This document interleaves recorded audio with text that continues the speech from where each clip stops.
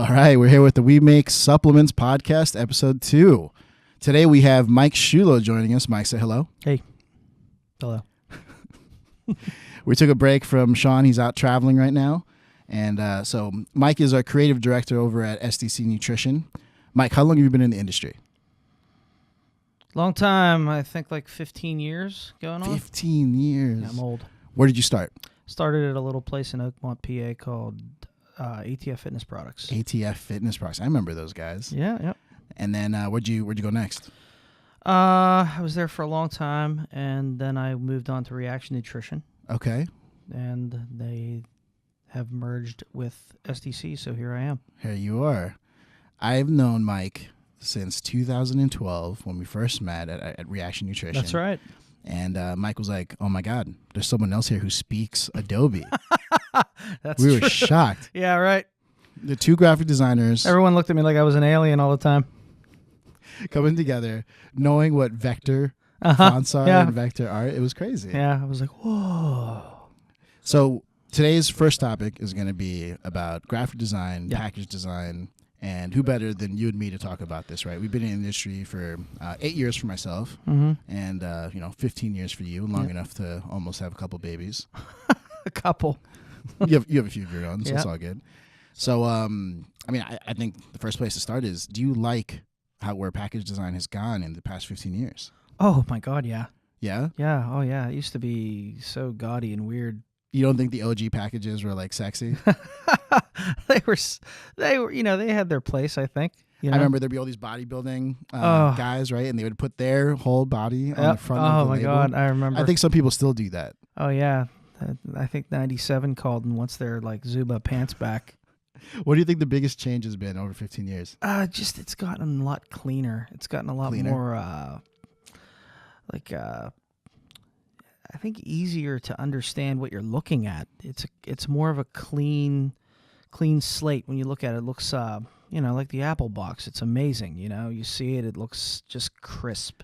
It looks, I don't know, is contemporary the word? I think I've spoiled you, man. I think that's only the case here. I think it's gotten harder to understand what you're looking at. You go down one of these retail shelves. This is my opinion, by the way, but you go down one of these retail shelves, right?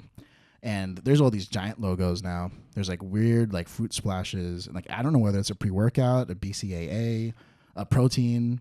I mean, how do you even know what it is? Okay, maybe I think you're right. Maybe I've been a little spoiled over the years. I usually, when I build packaging, I always try to just put exactly what you're supposed to be buying right in the front. And then the secondary thing is it delicious or is that not a thing? Is it a capsule? Is it always delicious? It's always delicious. Always. Every single time. Yeah. So I mean, yeah, maybe you're all right. I haven't been in any stores in a long time. Been kind of stuck behind a desk. Kind of busy. A little busy here. Little busy. Yeah. So let's talk about supplement facts panels. Okay. So I remember when I met you, there's this big claim to fame behind you, right? There's this thing called CFR 101. And they said he's the only person in the entire country who knows what CFR 101 is as a graphic designer. Now, my cocky self was like, I know what CFR 101 is. I had no idea. I'm looking it up on my iPhone 3 at this point or whatever we had back then. I'm like, what's CFR 101? Nice. And, I think you and I started having a conversation, and I was all prepped to have this conversation about CFR 101. Good for you. And then you and I were talking about, like, music or something else. Yeah, totally we different. Completely didn't even, none of that. All right, so for everyone who doesn't know what it is, what is CFR 101? CFR 101 for layman's terms, basically the federal guidelines for food labeling. Okay. It tells you what to put on a label, where to put it, the size to put it. So hold on, you're telling me I can't make up my font selection. I can't use Comic Sans. I can't. No Comic Sans, please. There's a specific size for like the line and like everything else. Right? Yeah, absolutely. So there's specifics in how high your font or how tall your font has to be in between each line on your supplement facts panel versus your ingredients, et cetera, how exactly where your product name can go, your product identifiers, your weights, et cetera, on the front of the label. They're very specific about what they want. And I don't think anyone in the industry is really held to it as stringently as like food is. Like, right. We're not Post or General Mills making cereal boxes, But we do make cereal protein, though. we do make some delicious cereal protein. That's just a hint. Yeah, so it's a lot to think about when you're doing that. Fortunately, here we have a kick butt regulatory team that keeps us in check as well. Those people, I don't even want to know what they talk about in their offices. They probably talk about the same thing we talk I about. know, probably. Can you believe that this protein brand is doing X, Y, and Z? I know, right? Oh, man. No, I remember you introduced me to CFR 101, and I was confused. I'm like, I think my fonts are fine. They match the exact same thing that I went to GNC. Yeah. Because, that's how a brand starts, right? My brand was starting at that time. I walked into a GNC, having never done a package design in my life, right? I went and picked up a bottle. I'm like, all right, I could copy this, right? Line for line, font size, everything. No. It's amazing how many bottles on the shelf aren't even close to being in compliance. But I think the FDA. I mean, don't quote me here. I am not the FDA, but thank God. I don't think I can sit next to you every day. I think they're not overly concerned as long as you can read it. If you can look with your two eyes and read the packaging, understand what it is, they're pretty much going to let you go. I've been through a few audits and they've never had a word to say about my packaging. So yeah, well, you know what you're doing for packaging, right? Yeah, maybe. So okay, the SEC office. I've been here for about a year now. Yeah, right. Yeah, a little more. There's some serious talent walking around the building, and that just happens to be our next topic. So I know you've been. Wow, what a segue! You've been in the industry for 15 some years, right? And I tell this to everyone. I think Mike is better than me. You're hearing this right? Better than me at Adobe, right? I don't think there's many people in the world that are better than me at graphic designing. And for those of you that know me, I'm pretty cocky when it comes to my Photoshop skills. Yeah, right? He's got some Photoshop skills. Now, I mean, seeing you work Illustrator and seeing you work Photoshop, man, you have some talented people. Well, thank you. Should I dab now or something? Do you know how to dab? Not really. I'm old as hell. Okay. My daughter makes fun of me all the time. Here, honey. Oh, I can't wait for her to see this. Me too. So let's talk about some of the other talent in the building. I mean, you've been here longer than me, right? Yeah. And then you were at Reaction, where some of the guys here are from Reaction. Right. So let's talk about that. I mean, there's Joe Scuillo, yeah, right, who happens to be your brother. He's our chief operating He's been officer. in the industry for quite a few years himself. Yeah, he's been doing it since he was a little kid. Yeah. He's always been really interested in bodybuilding. He's in great shape. And is this the part where we flash a picture of him across the video screen? At this point, cut to picture. But he's such a smart dude, man. He's really, really good at looking at a problem and identifying that problem and coming up with a solution. It's almost hand in hand. He can do it almost instantly. And then following through and creating the solution, like, oh, here it is, done. He very hardworking, smart dude. I think what's so exciting about Joe is that when he sees a problem, he tries to think of it in a logical, like coding format of how he could just like get a workaround going. Yeah.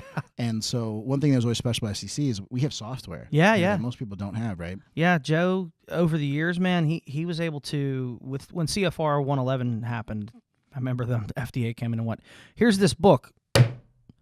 You got to have that done by the next time we show up. It was like, no big deal. Right? Like, yeah, no big deal. This thing's like 12 inches thick and all these rules and regulations. I mean, seriously, prior to 2007, I believe it was the Wild Wild West. You could do anything you wanted. And then they dropped all these rules and regs and separated the men from the boys. And Joe took the bull by the horns and he was like, oh my God, this is going to be crazy. And he developed homegrown software and Visual Basic and ASP and used, believe it or not, our accounting software and had them talk to each other and created this whole system for our manufacturing process. Oh, man. Standard operating procedures all the way through to the other side where you're signing books and sending it out the front door. Unbelievable.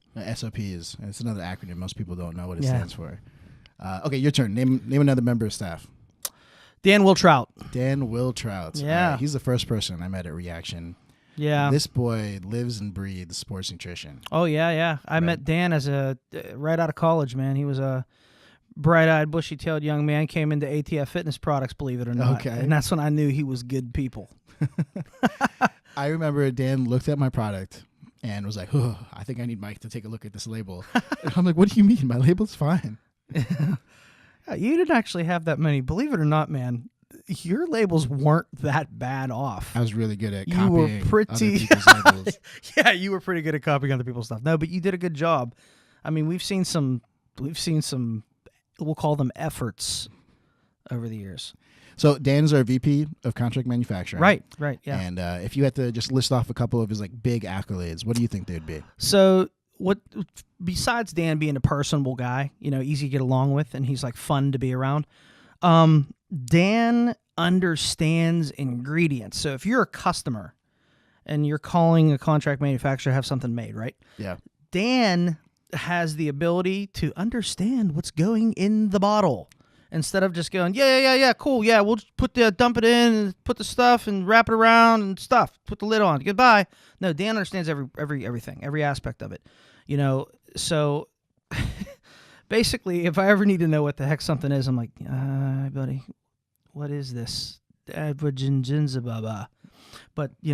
he's hard to find. Oh, definitely. In this industry. Especially, I mean, a lot of people understand what BCAAs are and what protein is and, the different types of protein. Well, I'm going to stop you there. A lot of people think they know what BCAAs are and where they come from. Good point. Protein and so on and so forth, right? Yeah. But, no, I mean, Dan uses himself as a guinea pig, right? And we have some stories for days about stuff that Dan has done over the years.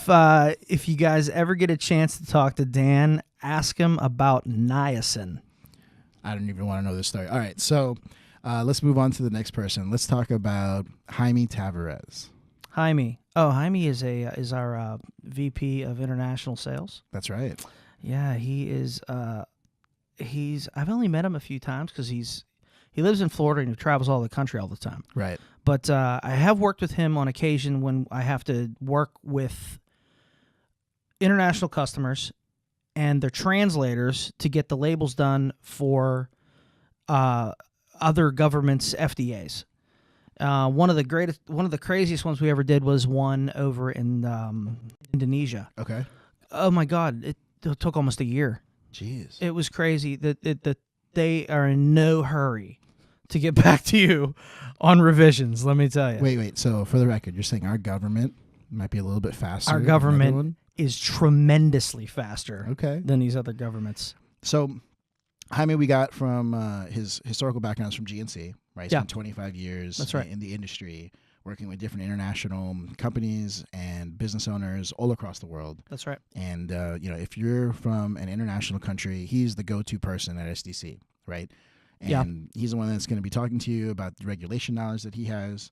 He works with our regulatory team to help, get products registered in different countries. Mm-hmm. And obviously, he communicates and translates to our production staff in language that, we understand to make sure that we can get those products made and distributed into these countries. Yeah, it's a lot. It's crazy. It's crazy. All right. Yeah, I don't even understand half the stuff that comes in. I'm just like, cool, whatever you said, dude. Speaking of it come from GNC, can you think of anyone else that we pull from GNC? In the building? In the building. GNC. Controls all the money. Oh, Patrick Fortune. Our CFO. What a name. Patrick Fortune. Is that not the perfect name for controlling the money? It's amazing. Pat Fortune. Pat is a great guy. Yeah. You'd think that you'd butt heads with him when you first think of the finance guy. No, but he understands the ins very and outs dry of the business. humor. He'll hit you with a grenade sometimes and walk out of the room, and then it goes off, and you're like, oh, ha, ha, ha. Usually it's about me and money that I may have owed SDC at some point. But I think coming to SDC, the craziest thing I learned was that if I don't have movie knowledge and the ability to quote movies from the past 3 decades, that I'm going to be totally out of the loop. Yeah, there's a list that you have to watch to fit in culture around here. Yeah, it's serious. It's pretty serious. Man. Well, Pat's the man. Yeah. He came from GNC as well, right? So sure. This guy has a tremendous background in accounting, controlling funds, ensuring that businesses even know what they're doing, right? Lasting across the board right now. Speaking from experience, right? I've been in the industry for 8 years, and I mean, finding people that know the ins and outs of this industry and understanding how to account for everything, both accounts receivable, accounts payable, understanding terms. I mean, it's incredible what that man's been able to do here at SEC in his time. Hell yeah, smart decisions. Before Pat was another really inspirational guy. Did you ever get a chance to meet Ray Boyer? Yeah, sure did. Ray Boyer is one of the first guys I met from SEC when I first needed to get my protein. When Reaction was like, hey, you need to go to SEC to make your protein. Yeah, he just looks like he means business, right? That man means business in for every real, way right? possible. I know Ray's listening at home, so I had to drop his name in on the podcast. Hey, Ray. All right, so let's name someone else. We have the head of quality here, Jennifer McCurry. Yeah. I lean on her a lot. I bet. Oh, yeah. I can't tell you how many times I'm like, she'll just be walking past my desk to go pick up whatever off the printer, and I'm like, hey, Jen. Hey, Jen. I got something for you. And she is able to take, so a lot of times there's a gray area or something like that. Someone's asking to put something on the label, and she's able to kind of weigh out what the options should be and give me the best scenario for, what makes sense and what doesn't make sense. So I definitely appreciate her a lot. I think my first memory of her here at SEC was, hey guys, we're gonna have so-and-so come by to do an inspection of the facility today. Yeah. I'm like, wait, what? I thought we just had someone do an inspection 2 days ago. And then I find out how many times people come here to audit the facility. Yeah, it's a lot. And how she manages, soup to nuts, everything that goes into one of these audits. I was impressed. I was like, wow. And not to mention that, she does a lot of the work with getting certifications here, like halal and our kosher certification. There's a lot more than just signing a paper there and writing a check or getting, what I mean. It's a serious amount of work. Yeah. So speaking of certifications, I mean, I'm sure you could think of a couple manufacturers that don't even have any certifications. Right. Oh, yeah. I mean, I think it's incredible, right? When you look around the industry and you find manufacturers are like touting, like, hey, we're going to beat anyone's price. Yeah. Right. But then you go ask them about the certifications, like, we don't have any. Yeah, there's a lot more than just CGMP. Right. And, let's put it on the table. There's no such thing as CGMP certified. What do you mean? Yeah. Tell me more. It's just the way. You either do it that way or don't do it. There's not like a certification they give you with a medal, like, oh, look what we did. Well, I think there's groups you could come in to audit you. Sure. Right. Yeah. And be like, this facility or this entity is, has they're doing it the right way. Right. But, it isn't like the FDA comes in and like gives everybody a medal and, in a ring of honor. It's just, hey, man, you have to do it this way or don't do it at all. And then you're right. There's a lot of companies or there's a lot of participation certificates. Yeah. No one's getting those participation trophies for this. Yeah, they come in and they can say they audit to see whether am I doing this right? Yes, you are, or no, I'm not. You need to change these things. And we've gone through tons of those. And it shows because I'm telling you, man, I hear some horror stories out there. As a graphic designer, I'm sure you can imagine that I do a lot of work for a lot of people, and there's people that manufacture outside of here. So let's talk about labels because we're jumping into that topic. All right, why can't I put CGMP or FDA or NSF or any of these logos on a label? Well, you can put CGMP on a label. Okay. Just meaning that, this was manufactured in a facility that uses, good manufacturing processes. FDA, no, they don't want their logo on your label because it makes the consumer believe that you have some sort of certification from them, which doesn't exist. So I've been through this in the past where we used to put, this is way back, we'd put, manufactured in a facility that's been inspected by the FDA with a little FDA logo on there. It looked all official. Right. And they were like, yeah, take that off.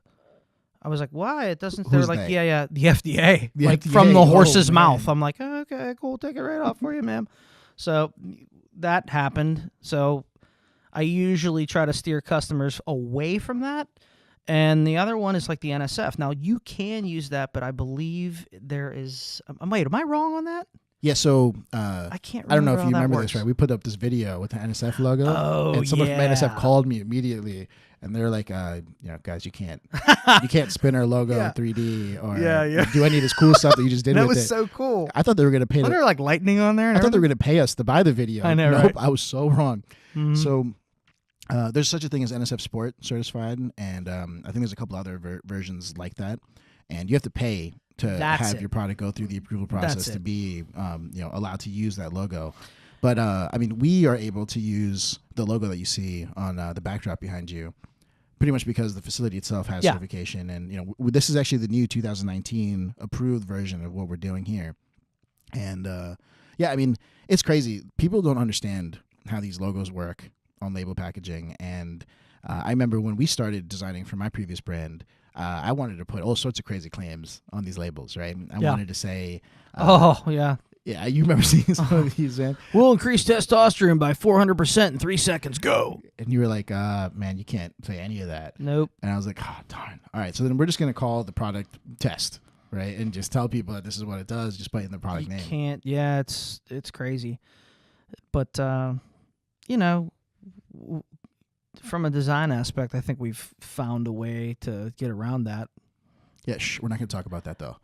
Picture says 1,000 words. All right, let me ask you a important question. So after our last episode, being this is episode 2, a lot of people came back to us, and I got 2 pieces of feedback. Okay. One is, dude, we don't like the cold question and answer setting. So they're probably going to like this better, right? Us talking across from each other and us going from topic to topic. Here, bro, hold my beer.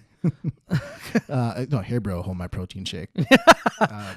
That's a little more apropos. The second thing is people want more advice on how to improve their brand. Right? Okay. They know that I've had my tenure doing over 100 million in direct to consumer, and people have been asking all sorts of questions. Like, what can we do to be better or stronger? Right now, you've had 15 years in the industry in graphic design, label making, branding, packaging. I mean, you name it, right? Social media, everything. What are really important pieces of advice you would give a brand when it comes to getting ahead in 2019? Man, I tell you what, I've seen a lot of brands blow up over the years, and honestly, cool packaging. Yeah, like the cooler, the better. What is cool packaging? Well, I remember a while back, a certain brand had a metal container. Okay. I'm not going to name names. You could name the brand. Cellucor. Okay. Oh, yeah, man. That Cellucor container. When that happened, every store had to have Cellucor. It was crazy. It was ridiculous. They exploded. I mean, look where they are now. You remember Teenage Mutant Ninja Turtles when they had that little vial? Yeah. That's what I thought it was when I first saw it. Like, it was crazy, right? It was awesome. And so on and so forth. I mean, BSN was the first one to have that hollow prismatic that. That's right. Yeah. Metallic hologram material. And then everybody did it. Monkey see, monkey do. I know there's some companies now that are doing a really good job too, and it's just a matter of finding something that's different that can connect with an audience. I think a lot of places try to make the mistake of trying to sell to, we're going to sell to everybody. Yeah. No one's selling to everybody unless you're Nike. You know what I mean? Or Apple. This is dietary supplements. You need to hone that in. And then once you have that, you can direct to that audience, and they'll feel like they're more of a part of you. And then, from a social media and marketing aspect, I just think it's a matter of creating content that's original. Like, you can't shutterstock this. You need to create original content that when you post it, the end user or the consumer's on there, and they're like, oh, man, this is really cool. And not be over sales pitchy. Oh my God. You know what I mean? Like, you're telling me consumers don't want to be pitched? No. Every 5 seconds they as they do scroll? not want to. They don't. Here's your plaid jacket in the car. We're just working out these Rocktober deals, buddy.